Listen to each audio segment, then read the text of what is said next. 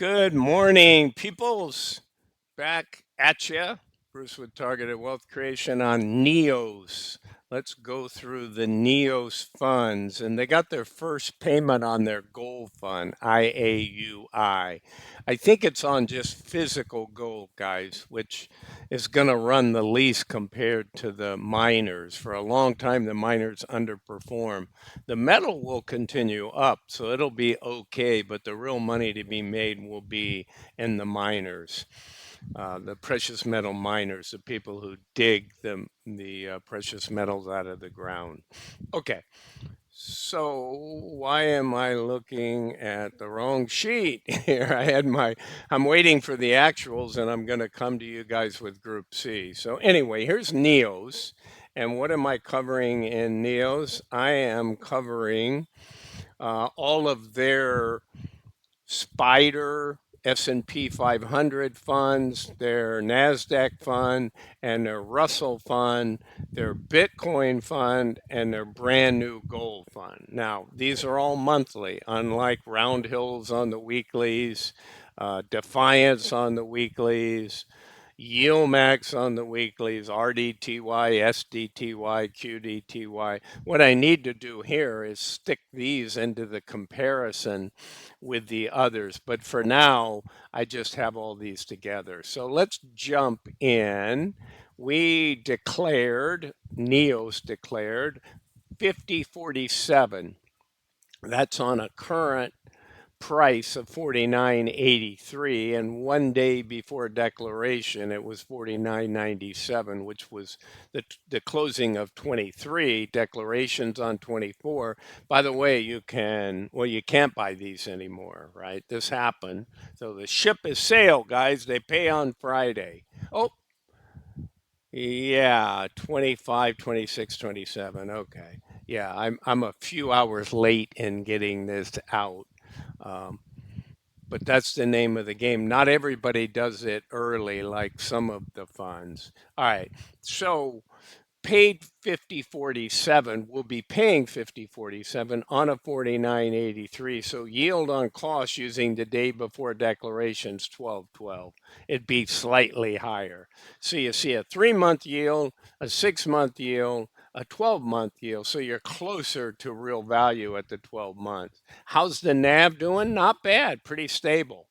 Over 12 months, it's projecting out at 1.75. So your 12-month total return is more like 1034. Still not bad. So this is history and that. Let's jump to the Qs. Excuse me. So the Q is same. All of these are the same declaration date, payday. Okay, you see the inception down here. Not quite as long for this fund. So it's paying 62, almost 63 cents. All right, we're talking about a yield on cost by using yesterday's closing price of 51.49. We're now 51.99. So between 1464, 1470, and you see 12-month yield is showing 1414. Now, what is their total return? 1344. So they were down just slightly. This is very positive for the way, in my opinion, how this fund is being managed. I don't know if they're using a little bit of leverage. I know what NEOS is doing on some other things, but I don't recall exactly what they're doing on these. So if anybody knows, you throw it in the comments. Um, IWMI, in other words, a Russell 2K, the Russell 2000, they are paying 55.73. Current price is 45.69. And the day before yesterday, the closing price on 23 of June was 45.33. So your yield on cost is 14.75. So a good yielding fund. Now they've had a bigger NAV drop. Matter of fact, they've had a pretty substantial, but that has more to do with the index than anything else. So if you've been in this guy, your total return's a lot less. Again, now can that change? Absolutely. Is next year going to be a better Russell 2000 than Nasdaq or S&P 500? That remains to be seen. Okay, let's take a look at the new gold fund. Now, I believe this one, I think I mentioned it, is on the gold itself, on based on gold futures and so forth. It's not on the miners. And for the last 2 years, gold has greatly outperformed the miners. But what's happened is this first quarter, the miners have woken up. And especially when we see to Q2 earnings, that average price gold sold for in the second quarter will be around 3,300 gold. Your quarter before that was like 2850 for that fourth quarter of last year, or sorry, first quarter. So when gold surges, this fund will do better. It will still go up. I'm very bullish on gold ahead. But the percentage gains, I think the miners will outperform gold 3x to 4x. And they'll move from, senior miners, the GDX ETF, to the more junior miners, to the explorers, and silver starting to move.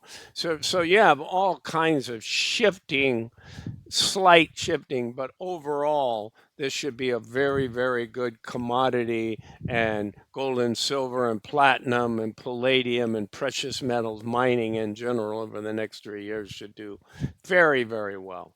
All right. So this guy paid 52.24, yield on cost 12.47. They just paid now. They launched on June 5th. So we don't have a ton of data, guys. Let's see, what was the launch price? The launch price was 49.88, and we're now at 49.65. So it's been pretty steady, and that about matches. Gold's been pretty flat. Um, I still think we'll see 3,700 this year. I think we'll see 4,500 next year. We could get to 5,000. I think we'll be 5,000 for sure, maybe 7,000 in 27. So I see a lot of growth there for gold and silver. Don't even get me started. I mean, we should be $50. And remember, we're 36 right now, 35, 36, depending on whether you're looking at spot or you're looking at a futures contract that's near. So silver's got the most upside by far, and so do the silver miners. You're already seeing the silver miners move pretty aggressive. All right, guys, so one more, BTC. So this one has been going, it's not brand new like the other, but still it launched October 17th. So I got more data here. It paid a nice $1.39, almost $1.40. You see $1.50 last month, $1.25, $1.33, 43.57. So this is a payer, okay, and it's based on Bitcoin. What's our stats? 3 month 998. What's our 12-month total return? We're looking at 73. So we've got a 12-month yield of 34, and we have a 12-month gain of 39% in the underlying, which is going to happen when Bitcoin moves up, guys. That's the way that play works. Honestly, we've been pretty flat. We've been in this, 98, 109 trading range now for a couple of months. So I still think that we'll get a breakout and it'll go bullish sometimes in this year and run up to 170, 175. If it doesn't happen this second half of this year, then it likely will happen next year. I don't think you're going to go see 40. That doesn't mean we couldn't go back into the high 70s or low 80s and just get tranched on, based on some volatility. But I think there's more upside than there is downside. All right, guys, that's what I got for you. I also have this in a summary. So here is all your funds. And remember, this is payday is the 27th, but we have missed declaration on this. But you can see they run, well, the other chart shows they run here, once a month, 325, 422, 520, 624. So we can expect somewhere in the 720, 722 range for the next declaration. And you look across your yields. This guy is brand new, so you're not going to see any data over here. But they all have respectable yields, especially your BTCI fund. All right, guys. Bruce with Targeted Wealth Creation. I'm waiting on the Yield Max actuals for Group C. Go Coney, baby, to the moon. Doing really well. I don't have to tell you guys, if you haven't watched my analysis for the close of trading on 624, check out that video, guys. We're doing good. We're doing good. All right. Talk to you later. Again, this is not financial advice. I'm not a financial advisor. Have a great day ahead. Bye for now.